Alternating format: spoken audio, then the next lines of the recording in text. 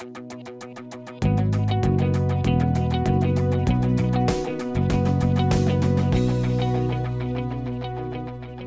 Nathan said, we're continuing in our series tonight, Panorama. And as we begin, I was just I woke up this morning. It was really interesting. I woke up this morning and my head was just so stuffy. And here's why: the fires, first of all, like the smoke from the fires, like as devastating as those things are, and it's unbelievable what's going on. And I don't know, I've never really experienced anything quite like this. All the smoke. In fact, it was funny because we'd had a campfire and done s'mores the night before all the smoke rolled in, and I know it probably wasn't a good idea. Later on, we're like, I don't think we were allowed to do that, but we didn't ask for permission. We just asked for forgiveness. But I woke up in the morning, and there was all this smoke in the air, and I was like, wow, our fire really smoked up the neighborhood last night, and I felt bad for our neighbors, and then later realized, oh no, there's something major going on. So I'm real allergic to wood smoke, so kind of driving me crazy all week. And then yesterday, to make matters worse, weeds. I have weeds around my house. There's some vacant lots, and I decided to get the weed whacker out and just go to town with dust and pollen and spores and no mask.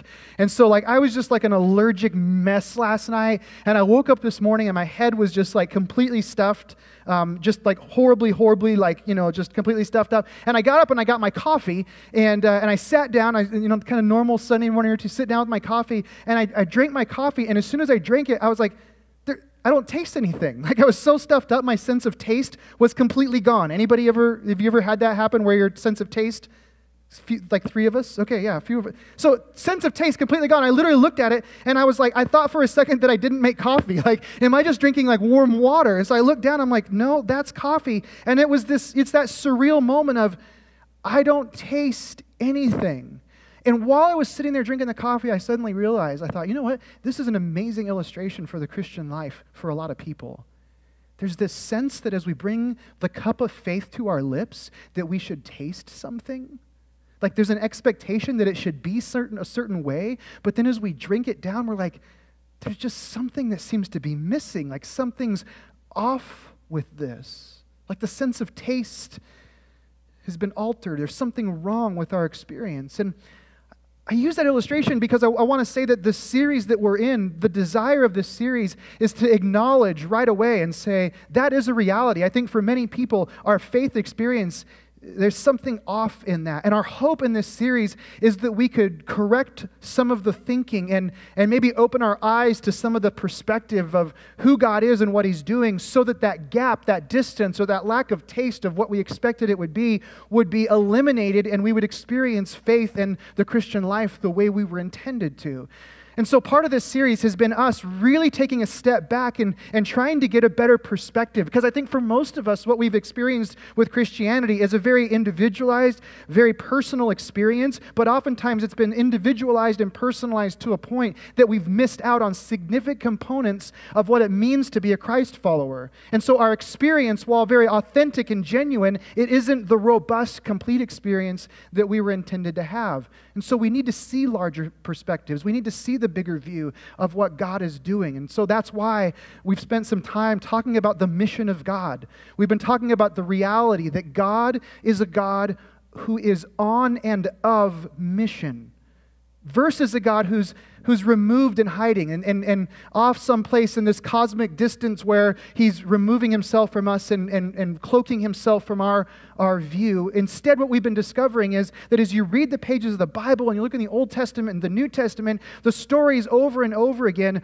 are of a God who is on mission, a God who is pursuing humanity, and not just pursuing humanity for the relationship. That's an important part of it. And certainly God pursues us, pursues you and I, and pursues humanity in order to establish relationship. But we also see that in pursuing that relationship, God is also pursuing a larger mission, a larger desire that He has for the human experience. The mission of God is that we would be a part of, be experiencing human flourishing. In fact, one of the things we've talked about in this is this idea that really the story of the Bible, the story of the gospel, is summarized in 4 really large, sweeping chapters. That we really see that there's the story of the fall, where it explains why things are the way they are. Then we've seen that there's this or the story of creation, that explains how things could be. Then the fall that explains how things are. And then we've been talking about redemption and the reality that things do have the opportunity to change. But what we so oftentimes miss out on is this story, this chapter of renewal, that there is an aspect to what God's doing where He doesn't just want to redeem you as an individual, but He wants to see all things renewed, that everything would be renewed and redeemed, that there would be the restoration of all things. This idea that humanity's experience in life, that we would be increasingly more joyful and peaceful, that we would experience more love and more grace, that this world would be rid of injustice and poverty and suffering, and that we would be moving in a trajectory that's constantly closer to flourishing. And so God's desire for humanity is that not only do you and I experience this on an individual level, but we participate with God to bring that about. That we would be a people who are thinking, how does my life contribute to the renewal of all things? In fact, last week, that's very specifically what we talked about, the duality of this. We looked at the story of Jesus and Lazarus and how Jesus defined the human condition as lostness, and He defined His mission as seeking and finding those who were lost. And in doing that, Jesus presents a duality, this fact that not only do you and I experience being found, but we also are engaged now in the mission of dealing with the lostness of humanity. What we're seeing is that as this picture gets larger, the more we get the perspective of what God's doing, the more we desire to understand our place in it. See, there's this reality that when you start to understand the mission of God, and for some of you, maybe you've experienced this, when you start to see the curtain pull back or the fog lift, and you suddenly get this vision of what God hopes for humanity, the reality is you can no longer be content just getting up in the morning and getting by.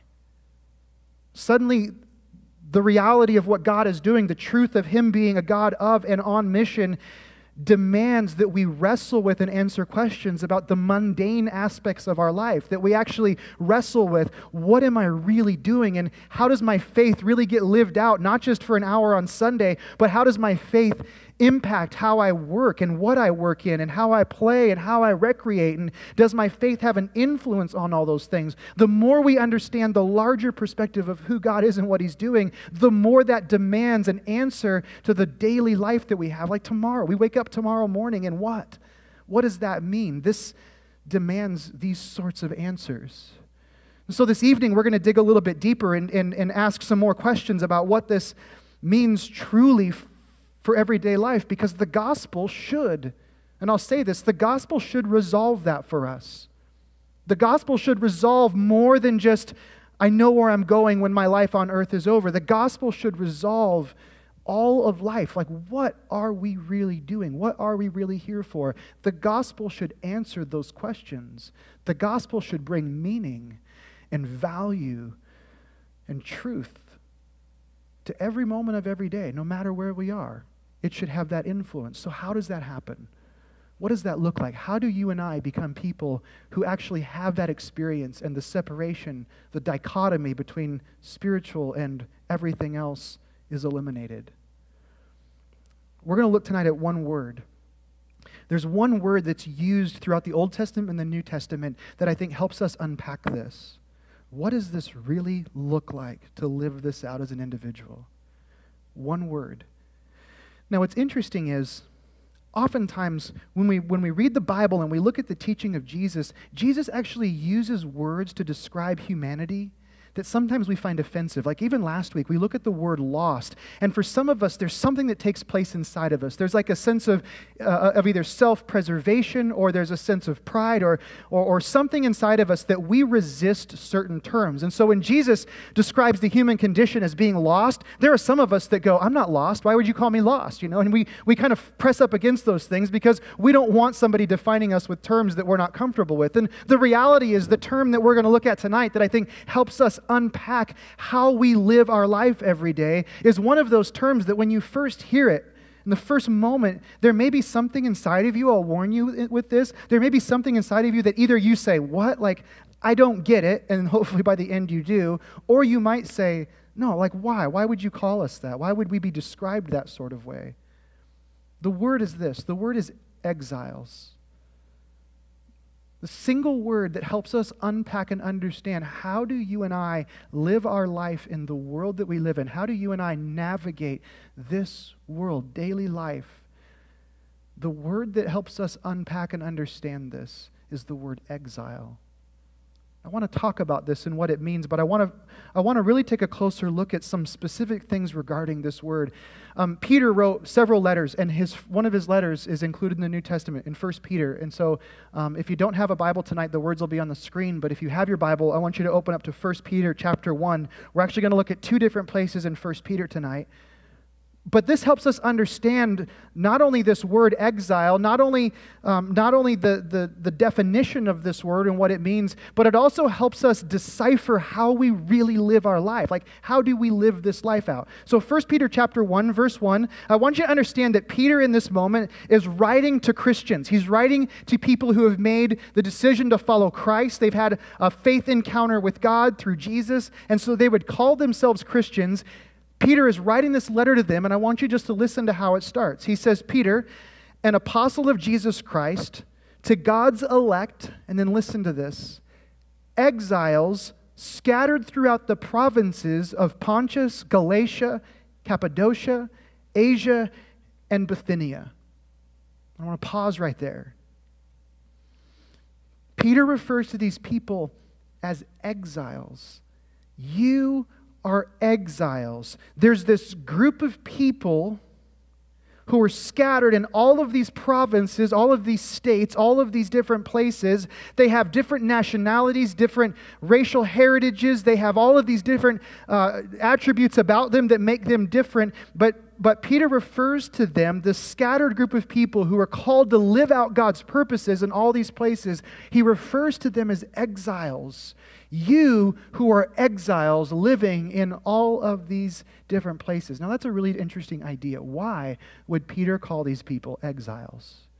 Because they live in Pontus and Galatia and Cappadocia and Asia and Bithynia. Why wouldn't he say to you, the Bithynians, to you? Peter's being very intentional in saying there's a distinction. There's something about you that's different. You are in exile. Now in the first week in this series, we saw a picture of what it means to be an exile. Jeremiah chapter 29. The people of Israel, while not necessarily used as an example or being told that they're in exile necessarily for a few years, they experienced this firsthand. Jeremiah chapter 29, there's this situation that's taking place where Israel has been conquered by the Babylonian nation. The Babylonian Empire's way of dealing with opposing nations, rather than killing the population of that nation and rather than enslaving them as previous empires had done, the Babylonians had this practice of absorbing and assimilating the people of that nation into their own. And so the idea was they would go to a nation, they would conquer it, and they would take all of the influential people, the young, the leaders, the cultural elites, and they would drag them off to Babylon, and then they would integrate them into the Babylonian culture. As the people lived in that culture, pretty soon they would be absorbed. The distinctives of their previous lives would be lost, and they would now be Babylonians. The people of Israel get conquered, and they get carried away to Babylon, and when they get there, basically they say, no, we're not going to do this. We're going to press against this captivity. We're not going to be assimilated. And they make the decision, the leaders of Israel make the decision to separate themselves from the city of Babylon. And they build literally a sort of village outside of the city where their only interaction with Babylon is just for commerce or to do business. We're going to minimize the amount of interaction we have and separate ourselves from ever being involved in what's going on in this city. The tension arises as it becomes evident that God's desire for them is to not live as a separated people, but that God's desire is actually for them to live within the walls of Babylon, to actually engage the city. And there's this amazing moment when Jeremiah speaks to the people of Israel, and he says that the word of the Lord is that they would move into the city, that they would build houses and plant gardens, and let their sons and daughters marry. And then he says that you would seek the peace of the city to which I have carried you into exile. You have been carried there as exiles. And he says, you seek the peace of the city, because as the city prospers, so shall you prosper. And the apparent truth in Jeremiah 29 is that God has intentionally carried the people of Israel into a position of exile. And from that position of exile, they are now called and put in a position of influence in that city. They have a purpose. They have a reason for being exiles. Fast forward to the New Testament, and now we have Peter not referring to the people of Israel, but now we have Peter referring to people like you and I. He's looking at you and I. He's looking at us. He's looking at Christians, and I'm not assuming that all of us are, but for those of us that have made the decision to follow Christ, Peter is now looking at all of us, and he says, you, residents of Spokane and Spokane County, you, exiles. And he summarizes who they are and defines them with this word, exile. It's no longer Israel, but it's now us. And these people that Peter was referring to, they were so similar in every way to us. Peter is defining Christ followers with this term, exile. And so God's purpose throughout history has been to bring about his mission, to glorify himself, and to move towards human flourishing. And it's always been through a group of people that he does that. And yet that group of people is defined by this idea, this reality of being an exiled nation, an exiled group of people. This word, it defines us, and then it helps us translate, helps us decipher, helps us understand life. We're going to talk about a couple of different things. When we think about the word exile, there's a lot of different ways that this plays out. And you could think about this literally for days. You could just think about all the implications, but I want to look at a couple specific ones tonight. When you start thinking about what it means to be in exile, because basically what Peter is saying and what I'm saying is that you, all of us together, we are exiles. Well, what is true of exiles? If we understand what's true about the exiles, then we will understand certain truths about ourselves and our position that help make sense of this crazy life that we're living. It helps make sense of tomorrow morning when we get up, or the possessions that we own, or the habits and hobbies that we have in our life. If we understand what's true about exiles, then we'll understand what's true about us, and suddenly the pieces of this puzzle, for many of us, may come together. So what's true about exiles? Here's one thing. If you're taking notes, here's one thing to write down. Exiles are guests. Exiles are guests. Exiles are not citizens, right? Exiles don't own the land they're in. Exiles literally are guests. They're guests in whatever location they are. So the idea is, instead of being hosts, instead of being the owners, instead of being those that are in control, exiles are always the people who are entering a situation or living in a particular place as guests. Now, what's fascinating about this is that we actually see this rooted in God's behavior towards humanity. This God of mission who is pursuing us. What's unbelievable is that when you think about how God comes to us, God always comes as a guest. God doesn't come as the host. God doesn't create the perfect environment. God comes as a guest. All the way back to the very beginning in the Old Testament, and you see God entering the scene with Abraham and making himself known to Abraham. Where does God enter the scene? He enters in the context of an existing Sumerian religious system. A Sumerian religious system that actually had many things that were contrasted against who God is in his character, and yet God found himself coming through that scenario to present himself to Abraham. And so Abraham is introduced to God on Abraham's turf and terms. And then it's in the context of that Sumerian history and Abraham's cultural background that God begins to reveal himself to Abraham and reveal his character to him by saying things like, you know what, this is how you've behaved in the past, but that's not who I am, and that's not who I want you to be. I mean, it's even in the picture of him taking Isaac up to the altar. It's God saying to Abraham, I know that the gods that you've worshipped in the past have been those kinds of gods that demanded the sacrifice of children, but I'm not that kind of God. And there's this beautiful story of God reshaping Abraham's thinking about how to relate to God. But God enters the scenario in a way that made sense, in a way that Abraham could understand. God came to Abraham as a guest. As you read the Old Testament over and over again, you see God coming and being a guest, not a host. Then we see Jesus, even the story we looked at last week, the story of Jesus and Zacchaeus. And in this moment of Jesus meeting Zacchaeus, what does Jesus say to him? He says, I'm going to go to your house. Let's go stay at your place. Jesus doesn't come. We see this over and over again. We see Jesus over and over again going to other people's homes. We see Jesus in this scenario not coming to this point of conversation with Zacchaeus and saying, listen, I want you to come over to my house. I want you to come and I want you to eat my food, and I want you to drink what I serve to drink, and I want you to have the conversation in an environment that I'm comfortable in. I want you to sit on my couch and in my home. Actually, Jesus does just the opposite. He says, I want to go to your house. I want to go to the place where you're comfortable. I want to go to the place where you serve the food and you choose what we're going to talk about. Like, Jesus puts himself in the situation of being a guest. And over again, we see Jesus operating as a guest. Now, it's interesting because the way we tend to function as humans and the way the church and even Israel functioned and the church functioned at different times in history is to function as hosts. We want to be hosts. We want to be the ones in control. We want to be the ones who say, we create the environment, we have power, we have control, and we invite people into an environment where they agree with us, where we have the ability to say what goes. And yet the model of God himself and the model that's being given to us and being named exiles is that we're guests. We're not hosts. When you're a host, you're the one that's comfortable. I think this is always very interesting. Like when you're a host, it's always, this is fascinating, but when you're hosting somebody over at your house, you're always like, I just want them to come over. I want them to be comfortable.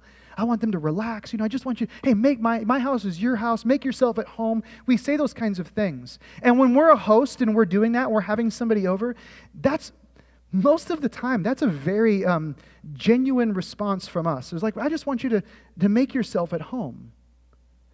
On the flip side of that, how many of you, when somebody's hosting you, really do make yourself at home?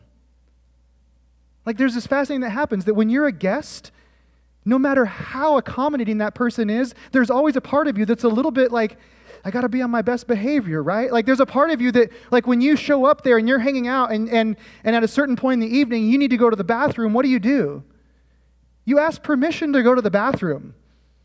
Right? Isn't that a great indication of how uncomfortable you are that you say, do you mind if I use your restroom? Well, if this is your home, do you ask to use the restroom in your home? Or like if you have kids and you're driving up to someone's house and they're hosting you and you're the guest, when you're driving up to the house with your kids, here's the conversation parents have with their children. Okay, you eat what's put in front of you. If it is horrible, sneak it out of your mouth and feed it to the dog without anybody looking. If you get caught, I disown you, right? Like, that's the conversation. Like, kids, be on your best behavior. Why? Because when you're a guest, this is what's ironic about the whole concept. When you're a guest, you actually are accommodating the host. You actually are giving them preferential treatment. You are putting aside your preferences in order to accommodate them. And so the picture that we're being given of who we are is that of exiles and guests, that the land that we are in, the place that we are, is not a place where we are ever intended to be as hosts, but we're intended to live here and to operate and to function as guests. Which means it's not about our preferences. It's not about us getting our way. It's not about what we would like to have or what we want people to say or not say. It means that we are continually thinking about how we can be the best guest, that rhymes, possible, the way that Jesus was. when we understand these things, it suddenly lets some of the things that Jesus said, it makes them that much more powerful. There's this conversation that Jesus is having with his disciples where he's talking about the reality of engaging in the mission of God and actually pursuing people in their lostness and really being a person who's out there. And it's in Matthew chapter 5, and listen to what he says. Jesus says this, he says, "You are the salt of the earth. But if salt has lost its taste, how shall its saltiness be restored? It's no longer good for anything except to be thrown out and trampled under people's feet." So Jesus says, you exiles, you the guests, you are like salt. And what I love about this is that nowhere does Jesus say you are the main course. You're not the meat and potatoes. You are the salt. What does salt do? Salt, when it is in proximity to food, draws the best out, right? It draws the flavor out. It draws the brightness out, right? It's what gives it its flavor. And so what Jesus is saying to his disciples is that proximity matters. As guests, you're living out in culture for the purpose of bringing out the flavor of where we live. You are intended to be in proximity and salty with people. That's who you're intended to be. Now, our tendency is just the opposite. Just like Israel back in Jeremiah, when they got to this place, they said, no, we're not going to be sucked in to the ways of the Babylonian culture. And so their response to that was just to say, well, then we're going to keep ourselves separated. Well, that was never God's intention for them, and it's never God's intention for us. There's no place where God says the only way that you can maintain who you are is to be separate. God doesn't describe that or prescribe that for us as his people. He says, I want you to be salty, which means you live in proximity. You don't create a Christian subculture and remove yourself from society.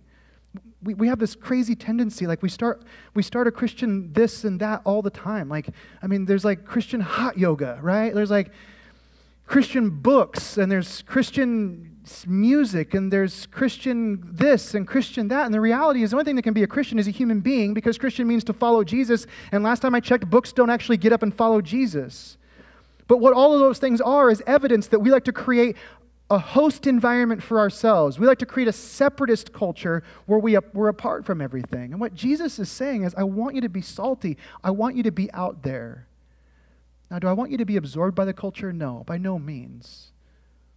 I want you close in proximity, and I want you influencing. I want you there, but I want you to be distinct and different in the middle of this. See, the gospel requires that we are out living life in proximity to humanity so that we can be a part of bringing about the renewal of all things. Now that brings up, I think, another issue that we tend to wrestle with as exiles or as people just living. Like, how do I live? Like, how do I balance? How do I balance just the stuff of life?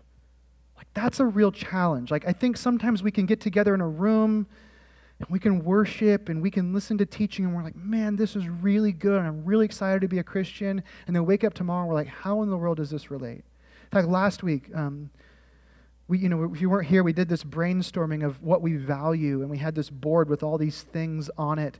And we were talking about those things, and what was interesting is as we talked about them, we said that most of these things that we identified, things like jobs and things like houses and cars and education and status and children and recreation, we identified these things, and what we talked about last week was that at their base level, the vast majority of the things that we find valuable in our culture, they're not necessarily good or evil. They're actually fairly benign. It's what we do with them that makes them good or bad. But those things really are very benign. But what's fascinating is that as we wrapped up last week, it was in like every service, there were people that came up to me and they were like, well, do I need to like get rid of my fishing poles? Like, if I'm really going to be serious about Jesus and really be salty, like, do I just like need to like sell the tennis rackets and, just all that stuff? Like, we got to just like get rid of all the recreation. Like how do we balance this life that we're living? And it's like, and the reality is that the exile name, the exile title, actually resolves this in many ways for us. Exile, it answers this question, and here's how. How do exiles live differently towards place and possessions than everybody else. They hold them loosely, right? Like they still live, an exile still lives in the culture that they've been planted in, but they live towards that culture a little differently than the people that are the citizens of that culture. Does that make sense? Like an exile lives in a culture, and while they're a part of all of the same things, there's still jobs and houses and education and titles. There's something about an exile who's living in this place from another place that holds those things a little differently. They hold them more loosely. They aren't defined by place and possession in the same sort of way. Place and possession do not define an exile. They are not defined by where they are or what they have. On the other side of that, when you think about this, you realize that the opposite is true of the citizens. There's this really interesting thing.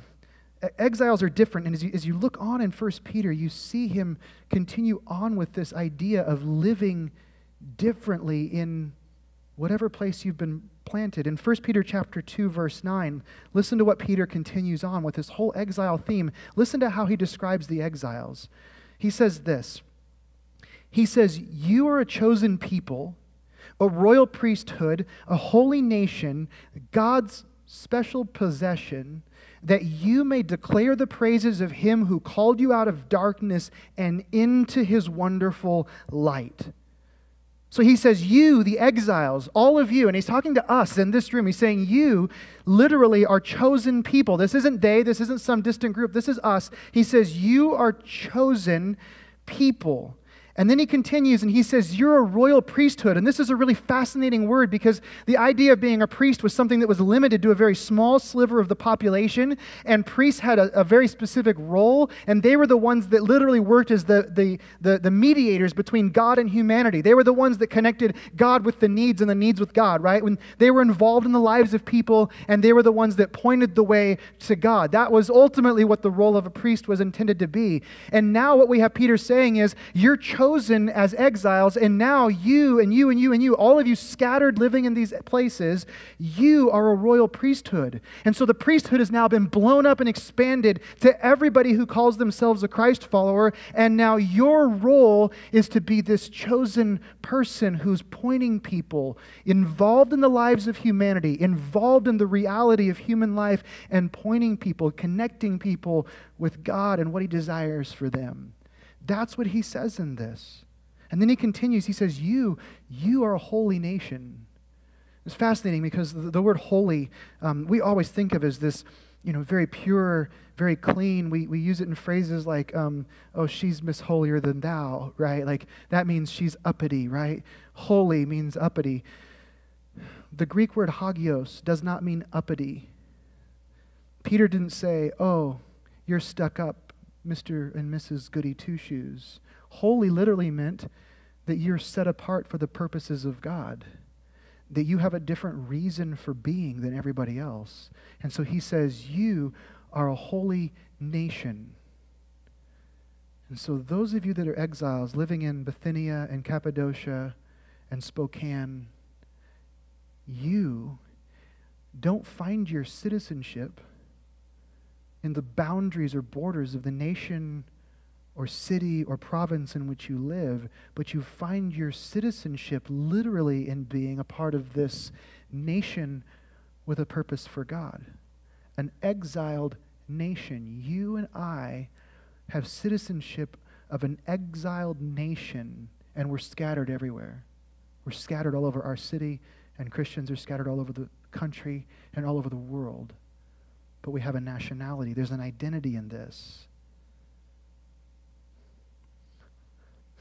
He says, I want you to be different. There's a distinction about you. which means we can't go into our daily life. This cannot be. When you listen to this, you realize there is no place where we can experience spiritual aliveness for a brief moment in time and then engage life on every other level and have all of the attitudes and values that everybody else has, because we're not a part of that nation. Possession and place don't define us as exiles. Now, this has implications on a question that we're always asking, because I think this is what, there's this idea that Christians are always wondering, well, then what am I allowed to do? What am I supposed to be doing? And then what am I not supposed to be doing? And is it okay for me to do this? And hey, I heard so-and-so went and did this. Is that cool? They're a Christian. Should they be allowed to do these things? That's a question people are asking all the time. Can I do? And then they fill in the blank. Can I be a Christian and, I'm not going to fill in the blank because it's a long day and I'll say things I shouldn't say. But you get the point, right? You know what I'm talking about. This is something we wonder, right? But we're not defined the same way that everybody else is defined. We have Paul who says that all things are permissible, but not all things are beneficial. How do we answer the question, what am I really supposed to be doing with my life? The answer is found in being an exile. When you live as an exile, you're defined differently. And here's what I mean. A person who is not an exile, a person who is not one of these that Peter is referring to, your life is defined by possession and place. Your life is the sum of all of these things. The possessions, it's the cars, it's the house, it's the job, it's the education, it's the relationships, good and bad, it's the kids and their behavior and their success on the soccer field, whatever, you take all these things, it's the way that you recreate, it's your hobbies, it's your habits, all of these things. It's there's this pie and you have all of these slices of the pie, and those that are not exiles, those that are citizens of this present nation or whatever, they find their identity in the place and the possession. That is the sum of their life. The whole of their life is defined by all of those things put together. That is who they are. They are defined by the content of their life. That all of life is the content. That's what makes them up. It's all of these things provide the content. That is the very content. Who are you? What are you about? What is life? If you ask them and they describe the content of their life, it is just the summary of all of these slices. An exile is not defined that way. An exile does not allow those things or make those things the content of their life. Instead, I want you just to think about this for a moment with me. They define their life with those things as the context, but not the content. They may have the house, they may have the car, they may have the kids and the education, and they may have a certain level of recognition, and they may have the hobbies, but those things do not define who they are. That is not the summary of the content of their life. Those things are simply the context of life as an exile. Where we get into trouble, where we have problem, is when we find ourselves living in this tension of whether or not I have allowed, as an exile, things that were intended to be context to suddenly become content of my life. When suddenly I move to a place where now these things that were only intended to provide a context for living the real life that God created me for, when suddenly now I make those the content of my life. Are you tracking with me? So the beautiful thing about this is, while we strive to have rules and regulations like, is it okay, is it not okay, should I or shouldn't I? The reality is we are released from the rules-based religion, and we are introduced to a relational way of connecting with God, which means this conversation of context versus content is something that we now are having all of the time. So the reality of our faith, now it's not something that was decided for me 10 years ago and this is just what I'm supposed to do because I joined the club. No, this is one of those things that says, this week something can be context. For me, I'll give you an example. I love riding my bike. Riding bicycles, for whatever reason, I love it. It's ridiculous how much I love it. I love it so much that sometimes it stops being the context of my life and it becomes the content of my life. And I have to say, is this okay? And so now these things, they can be good, they can be bad. These things that are neutral, they become bad when they move from the context of life and the life God created me for, and they become the content, the very definition of who I am. When we understand that part of being an exile is not defined by possession or place, then there are things that Jesus said that were so strange that come to life. There's another place later in Matthew where Jesus is talking. Jesus is talking to a group of people. It's in the Sermon on the Mount, and in the Sermon on the Mount, Jesus is unpacking this whole idea of what it looks like to live out the mission and the purposes of God. And he says something that's really interesting, really strange. And hopefully it'll make sense. But in Matthew chapter 7, verse 6, Jesus said this. He said, "Do not give dogs what is holy, and do not throw your pearls before pigs, lest they trample them underfoot and turn to attack you." I think for sometimes you read like these statements of Jesus and you go like, was Jesus just like the most ADD teacher on the planet where he was like bouncing from thing to thing? He's like, oh, by the way, don't cast your pearls before pigs, and and then just kind of moves on through all these things? Or was Jesus like saying something? I think sometimes we come to these moments, and when you understand what it means to be in exile, then these things start to make sense. Like Jesus literally says that there are pigs, and this is my pig, this is my flying pig. Sometimes I turn it over and I just scratch its belly, but that's a whole other thing. But this is my pig, and I've had this thing for years. And Jesus says that there are pigs in this passage. He says there are pigs. And then this morning, I went digging around in my wife's jewelry box, and I got her pearls. And Jesus says this. He says, don't do this. Do not cast your pearls before swine. Right? Don't do this, because this is bad. Right? And like for some of us, there's this urge, right? Inside of us, like you've got pearls and there's pigs, and you wake up in the morning, you're like, man, I just want to, Jesus, give me strength today because I want to cast my pearls before swine. Like there's something about this that feels so good, right? Like, oh, like, and Jesus is like, don't do it. Don't do it. Don't you cast your pearls before swine. Don't do that, right?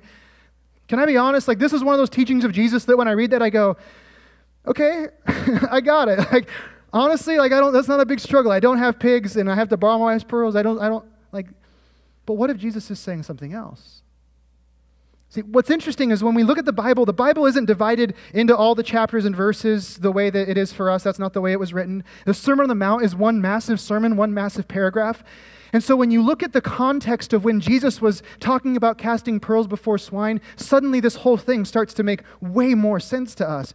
Jesus in Matthew chapter 6, right before this, he's talking about the worries that we have. He's talking about clothing ourselves and feeding ourselves and providing shelter. And he talks about the birds of the air, and he talks about the lilies of the field, and he talks about how God loves those things enough to give them what they need. Imagine how much he gives you what you need when he loves you exponentially more. And so there's this challenge where Jesus says, why are you spending your life worrying about what you wear and how you live and all of these external things in your life? Like, quit worrying, quit spending your life chasing these things. So Jesus is just saying that, and then as you move into Matthew chapter 7, right before the casting before pearls thing, Jesus starts talking about judging, and he's saying, don't judge people, which is interesting because again, you think, oh, Jesus just switched subjects.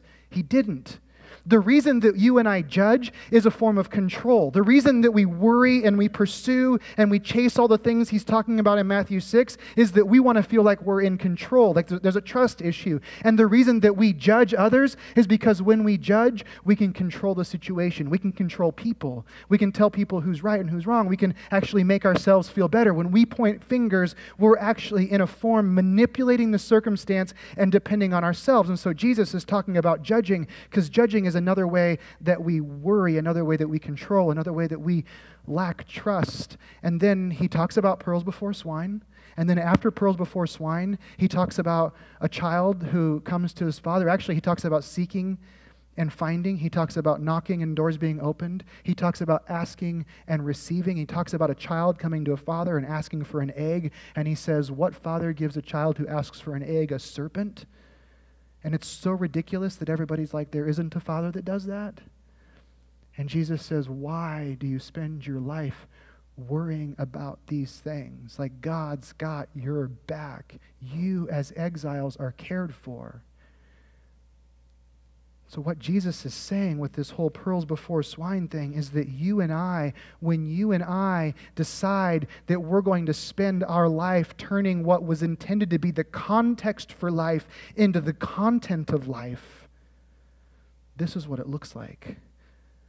We're taking the most valuable things we have. We're taking our souls, our identity, the very nature of who we are, and we're casting those things before swine.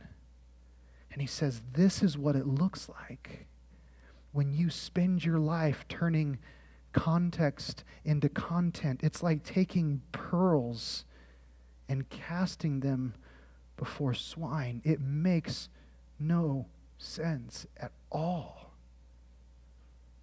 And then, apparently the pigs were meaner when Jesus was around, because he says the pigs turn and they devour you, they attack you, which makes no sense in our world. But when you think about what happens when we throw our pearls before swine, those things devour us, don't they? Like those things that we throw everything at, those things that we give our life to, they devour us. It's about being an exile. When we live as exiles, it brings perspective to all of these things. Can I still recreate? Absolutely. Have the conversation with God. Where in this place am I living this out as an exile? Like, am I allowing this to be content, or is this continuing to be context? Am I living as a guest, as an exile in this place, pointing people to you, living for your purposes, or am I trying to control and be the host?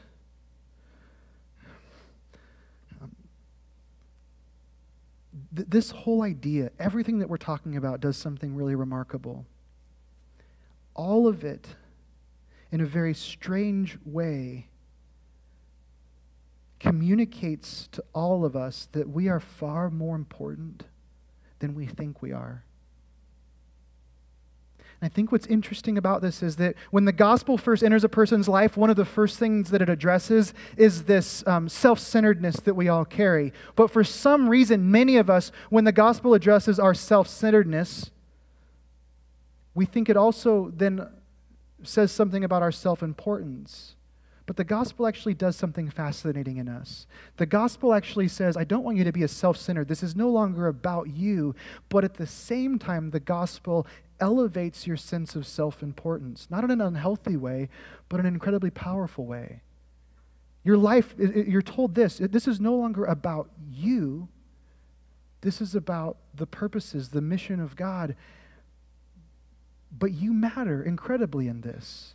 You matter. Now, the places where you work and where you get up tomorrow and where you go, the places where you spend your energy, the things that you do to recreate, the conversations that you have, the people who you've been placed in contact with, you actually matter far more than you ever imagined. Like, that actually matters. Like, the way you interact, the way you respond to those things actually makes a difference in the renewal of all things. Your life contributes to the renewal of all things. Everything does, as you live as an exile. That's what Jesus invites us into.